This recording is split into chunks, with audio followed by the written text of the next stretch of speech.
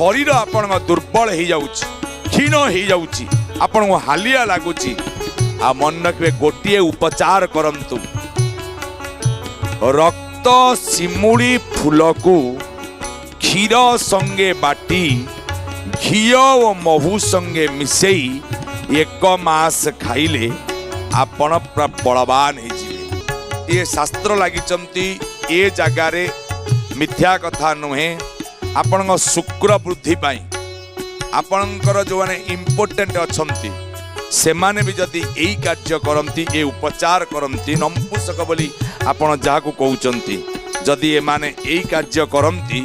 तेबे ये नंपुसकता मध्य नाशन हो